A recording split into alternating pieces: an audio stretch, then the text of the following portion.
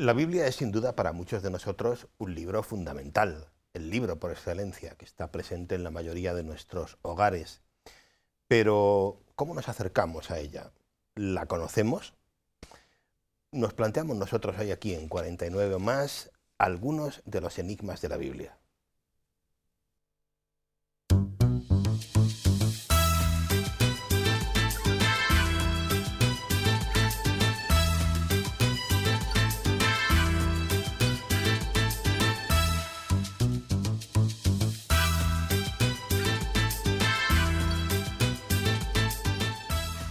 Saludos amigos, bienvenidos.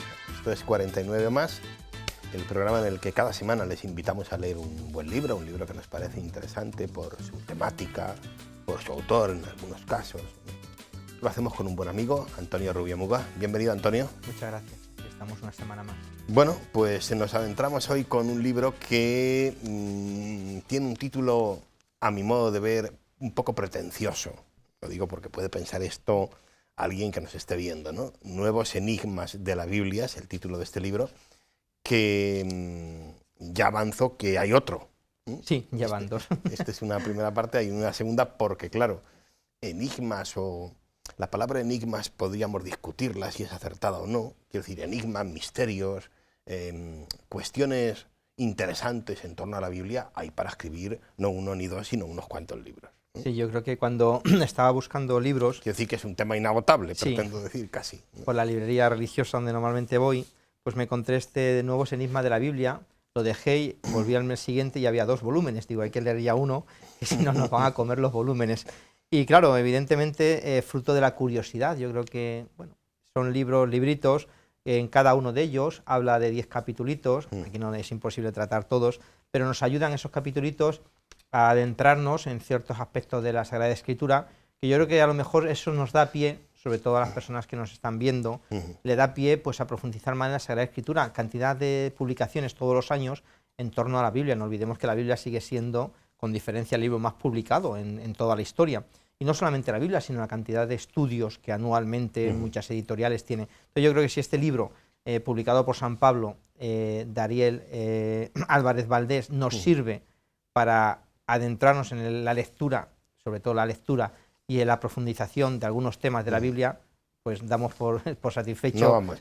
Bueno, No dinos algo del autor. Pues el autor, como hemos dicho, Ariel Álvarez Valdés, nació en Argentina, en Santiago de Estero, en el año 1957, estudió licenciado en Teología Bíblica por la Facultad Bíblica Franciscana de Jerusalén, y aquí en España, en la Universidad de Salamanca, en la Pontificia, estudió el doctorado.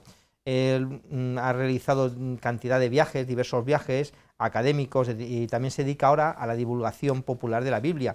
Por eso en el año 2010 creó una fundación de diálogo de ciencia y fe. Yo creo que es lo que hace, lo que pretende con estas publicaciones, que es intentar aproximar a la realidad de la Biblia al público corriente. Bueno, vamos a adentrarnos a dar algunas pinceladas sobre algunos de estos enigmas, ¿no? El primero ya te avanzo yo, que tiene que ver con un conocido demonio bíblico, ¿no? Lilith. Él dice que este es uno de los enigmas o una de las figuras más enigmáticas de la Biblia, ¿no? Yo discrepo en el sentido de que para mí hay temas o cuestiones, algunas de ellas las vamos a ver aquí, mucho más interesantes y más enigmáticas, si quieres, ¿no? Pero es opinión personal.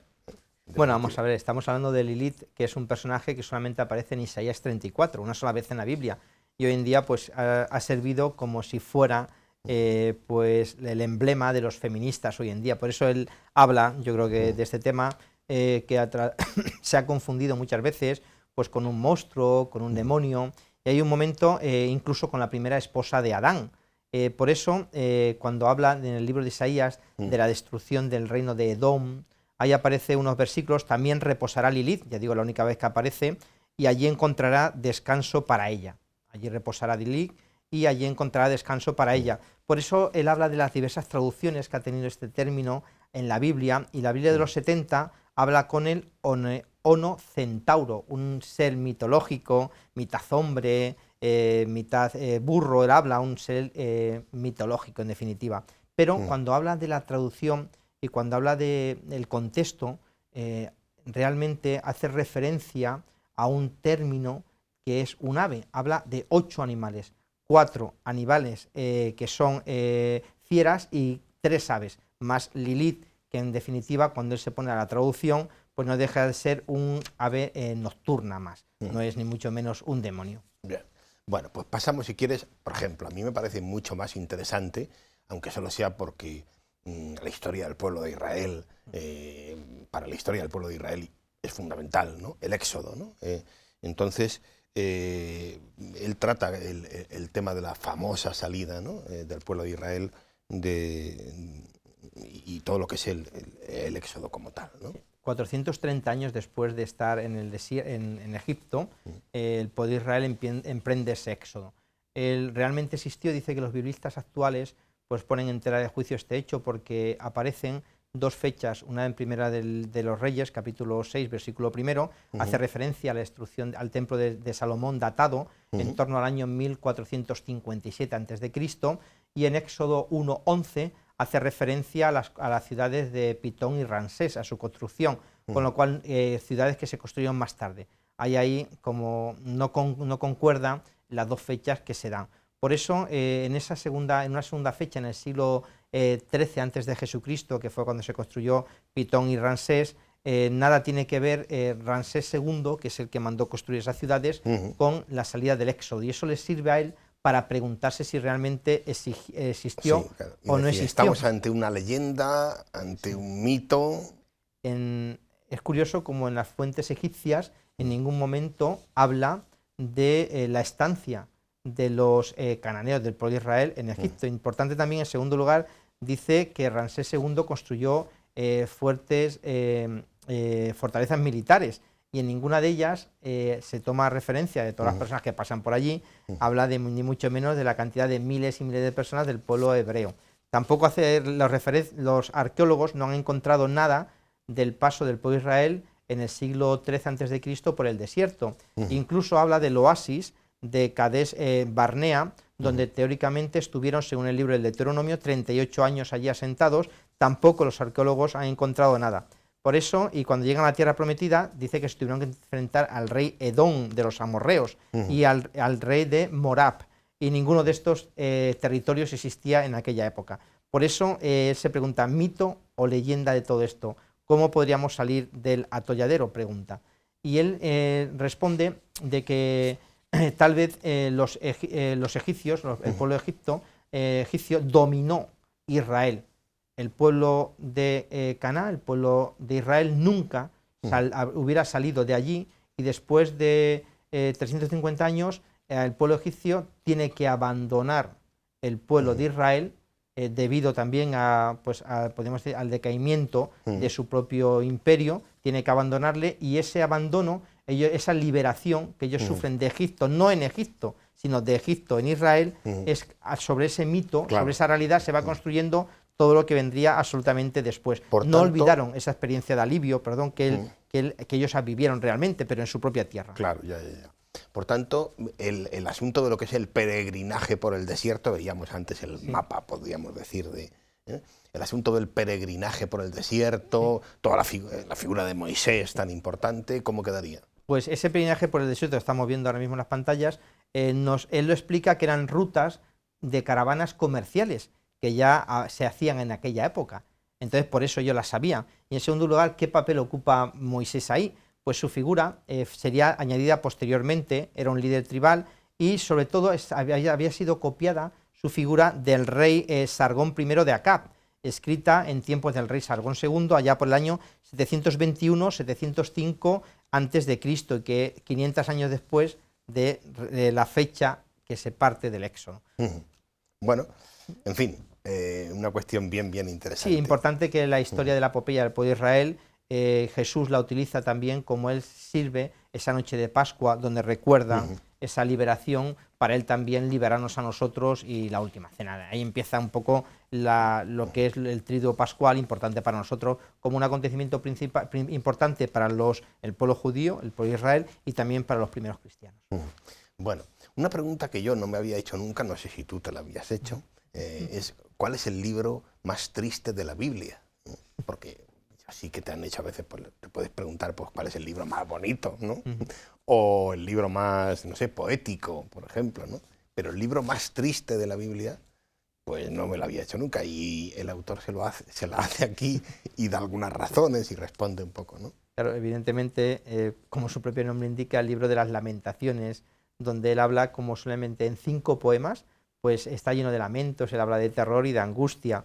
¿Por qué? Porque se construye a raíz de la destrucción del templo de Jerusalén en el año 587 a.C. Es un libro escrito en acróstico, todos sabemos lo que es el acróstico, como la primera letra de cada verso leída de forma vertical, pues forma una palabra. En este caso serían las 22 letras del alfabeto hebreo. Entonces cuenta esa historia del pueblo de Israel a raíz de la destrucción del templo de Jerusalén. Importante, él se pregunta al principio quién compuso este libro. Claro, entonces tampoco se pone de acuerdo quién sería. Lo que es cierto que habla de esa realidad del templo de Jerusalén desde el año 587 al 520 aproximadamente antes de Cristo. Hoy los estudiosos, al principio se pensaba que había sido el profeta Jeremías, y hoy en día los estudiosos han llegado a la conclusión de que han sido varios autores los que han llevado a cabo este pequeño libro de la Biblia, de 5 poemas nada más. Porque es un libro, eso te iba a decir que es un libro muy pequeño además, ¿no? Bueno, avanzamos si quieres, y a mí me parece que hay otro episodio, digamos, más cercano ya a nosotros, si quieres, ¿no? Por interés me refiero, ¿no? Y donde él trata un pasaje también bien interesante, que es la entrada de Jesús en Jerusalén, ¿no? Y bueno, hace una elucubración aquí bien interesante sobre cómo habría ocurrido este pasaje si es que ocurrió, tal y como lo imaginamos muchas veces y lo vemos en las películas. Sí, en esa primavera del año 30, bueno, un desfase en el calendario, cómo Jesús entra triunfante en Jerusalén encima de un burro y cómo es aclamado por todas las personas. Entonces, en primer lugar, se da cuenta de que es un episodio que cuentan los 4 evangelios, algo importante para él, y cómo este episodio realmente existió o no existió. Y él llega a decir que, bueno, esa aclamación que por parte de todas las personas sería solamente algo preparado de antemano por Jesús y que solamente serían los discípulos y los apóstoles y el grupo un poco más amplio de discípulos lo que realmente le aclamaron. Llega, ¿cómo debió suceder eso? Pues realmente empieza hablando de que sí, sucedió, porque si Jesús en muchas ocasiones había prohibido que le aclamaran como rey, como Mesías, ¿por qué lo cuentan los 4 evangelios? Realmente existió. Se habla también de que, bueno, muestra cuáles fueron los verdaderos motivos a raíz de esto de la crucifixión de Jesús. Lo que está claro, toma como referencia el Evangelio de Marcos, cómo debía suceder todo esto. Entonces él habla de que envía, el dato importante, a 2 discípulos delante para que busquen ese burro. Entonces, con lo cual está todo arreglado de antemano. Entonces, las aclamaciones, Hosana, son aclamaciones que los romanos no entendían, pero que el pueblo de Israel sí entendía. Entonces llega a plantearse esa bienvenida que le dan, es el pueblo de Israel. ¿Quién lo hace? Pues después de analizar tanto Marcos, sobre todo, como Lucas o como Juan, llega a la conclusión de que realmente pusieron los mantos, pusieron las ramas, algo que ya se hacía con los reyes cuando se las aclamaba, algo que los romanos no entendían. Apunta por ahí, no pudieron ser, como dice San Juan, ramas de palmera porque no había palmeras en Jerusalén. Pero hay que entender, es que el Evangelio de San Juan se escribe muy tardíamente. Sí. Pero bueno, entonces también habla de esa aclamación del rey de David. Evidentemente los romanos no conocían la historia del pueblo de Israel. Todos esos detalles que se van narrando, sobre todo en Marcos, sirven para afirmar que la entrada pasó, pero no por toda la multitud de Jerusalén, que serían personas de Betania, el pueblo de Lázaro, de María y de Marta, que le habían visto resucitar a Lázaro, se acercan a Jerusalén, peregrinos judíos que estaban en aquella época en Jerusalén y los propios discípulos. Por lo cual, esa entrada triunfal en Jerusalén se produjo, pero no por toda la gran masa. ¿Por qué? Claro. Porque si no los romanos le hubieran detenido y cómo luego Jesús se hubiera paseado durante esos días tranquilamente por Jerusalén. Pasó, sucedió, pero hecho esa entrada por un reducido grupo de personas. Lo que sí es cierto es que después, para los cristianos de las primeras comunidades, este sería un, digamos, pasaje o episodio fundamental. Sí, Jesús intentaría devolver esa alegría a ese pueblo que estaba sumido en la tristeza, en la desesperación. Entonces el autor apunta a Ariel, que sería un motivo por el cual Jesús intentaría devolver esa alegría, y también marcaría la clave, una de las claves del cristianismo, que es la convivencia entre todos los pueblos, no solamente para unos, sino para todos. Entonces, convivencia y alegría como dos puntos fundamentales para resaltar de esa entrada. Bueno, y otro pasaje, no podía faltar, yo creo, porque hay varios, yo creo que habría aquí varios enigmas. Otro pasaje es el que tiene que ver con San Pablo y los viajes de San Pablo, ¿no? Él reflexiona en un capítulo sobre Marcos, ¿no? Marcos y Bernabé, discípulos de Pablo, y se pregunta una cosa también, que yo es algo que la verdad, sinceramente, no le había dado vuelta. ¿Por qué Marcos desaparece en un momento determinado, ¿no?, del viaje de San Pablo? Sí, en su primer viaje, en mitad del viaje, pues resulta que Marcos desaparece, Juan Marcos. Hay un momento en que decide regresar a su casa, con lo cual eso se convierte en un duro golpe para la misión de San Pablo. ¿Por qué? Uno se pregunta por qué. ¿Por qué a comienzos del año 45, que emprenden ese primer viaje, no solamente Pablo y Bernabé, sino también llevaban una serie de discípulos, de acompañantes, y entre ellos pues Juan Marco? Entonces, ¿por qué esa causa de la deserción? Y aparecen varios. Uno de ellos dice que es el miedo, porque iban a ir a Asia Menor. Asia Menor era un territorio bastante complicado. Dice que bueno, un motivo puede ser el miedo. Otro puede ser la enfermedad, porque sí hace San Pablo en sus cartas referencia a una enfermedad que él tuvo, que era la malaria, y tal vez por no caer... no había reparado en ello tampoco. Sí. Pues la malaria. Tenía la enfermedad de la malaria, habla de eso, hace referencia, y tal vez por no ser contagiado, pues también huyó. Otro lugar dice que, bueno, porque Lucas, cuando se pone a escribir, hay un momento en el cual, en vez de poner primero a Bernabé, pues ya pone a Pablo. Entonces, y Bernabé era primo de Marcos. Entonces, como un enfado, podría decir, un enfado, y se regresa a su casa.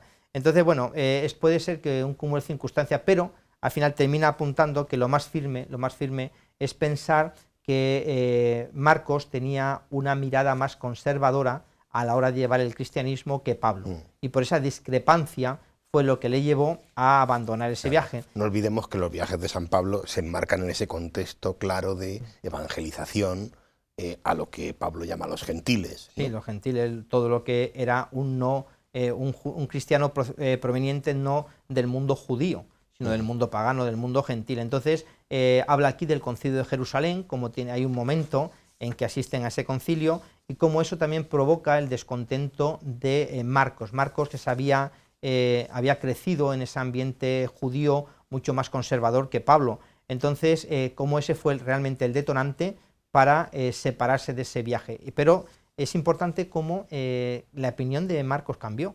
Eso también apunta el autor, como en la vida, pues también estamos llamados a esa apertura de mente, a evolucionar, y de corazón. Entonces, ¿por qué? Porque él escribiría en el año 70 su evangelio, y además un evangelio precisamente y estrictamente escrito para los paganos, para esos gentiles por los cuales él se hubiera separado de Pablo en ese viaje. Interesante caer en la cuenta de esto, ¿no? Y por último, Antonio, si te parece, bueno, en torno a otro libro, un libro muy pequeñito también que encontramos en el Nuevo Testamento en concreto, ahí hace una reflexión el autor bien interesante, ¿no? Me refiero a la pequeña carta de Judas, ¿no? A veces que cuando estoy en clase digo, chavales, vamos a leer un libro entero de la Biblia, un libro, y leemos esta carta, una carta que apenas tiene 25 versículos nada más. Cuando hablamos de los libros de la Biblia, de los 73 libros de la Biblia y tal, pues hay libros muy extensos y hay libros pues, menos extensos. Puede ser probablemente el más corto. Sí, 25 versículos nada más, la carta de Judas. Entonces, él habla qué Judas pudo ser, porque en el Nuevo Testamento hablan de 6 Judas, y él va haciendo un pequeño análisis, donde en esta carta lo que ofrece es una serie de consejos, es una carta fascinante, vigorosa, una serie de consejos para mantenerse firmes en la fe. Yo creo que es muy interesante. Denuncia a los revoltosos que intentaban perturbar a la comunidad cristiana. Siempre cuando se escribe una carta, el porqué de esa carta, pues es denunciar a esos perturbadores de esa paz. Y pregunta quién era Judas, y va desgranando uno a uno esos 6 Judas que aparecen en la Biblia. Entonces, en primer lugar, habla de Judas Iscariote, que todos lo tenemos en mente, que dice que falleció demasiado pronto y no podía ser el autor. Habla también de Judas, el hijo de Santiago, que tampoco pudo ser porque el autor de esta carta no fue un apóstol. Y este Judas de Santiago fue un apóstol. Habla también de el tercer Judas, que es Judas el Galileo, un Judas que emprendió una revuelta contra Roma porque se negaba a pagar impuestos, pero este murió en el año 6 después de Cristo. Entonces aparece este Judas el Galileo en Hechos 5, Hechos 5:37, tampoco pudo ser. Habla también de un cuarto Judas, que es un Judas cristiano de Damasco, cuando Pablo, camino de Damasco, la famosa conversión suya, se va a alojar en casa de este Judas, pero de este Judas no sabemos absolutamente nada más, con lo cual también lo descarta. Pensamos que no pudo ser tampoco este. Habla también de Judas Barsabás, que es un profeta cristiano que vivía en Jerusalén y que en el año 48 fue enviado como cartero para llevar las noticias de ese concilio poquito después de Jerusalén en el año 50, tampoco. Y él apunta que podría ser un hermano, el sexto Judas que aparece en Marcos 6:3, un hermano de Jesús, cuando tu madre y tus hermanos están en la puerta, ¿quiénes son? Y te buscan. Te buscan, ¿quiénes son mi madre y mis hermanos? Aquellos que escuchan la palabra de Dios y la cumplen. Entonces él habla que podía ser este Judas, pero realmente cuando se pone a analizarlo no fue este Judas. Esto le sirve para pensar que fue un Judas de una familia tradicional judía, de las que había entonces, que se había convertido tras la resurrección de Jesucristo y que estuvo presente en el hecho de Pentecostés, en el comienzo de la Iglesia. Ahí estuvo presente. Entonces, ¿fue realmente este Judas, el hermano de Jesús, de Santiago, el que escribió la carta? Pues da una serie de razones por las cuales no.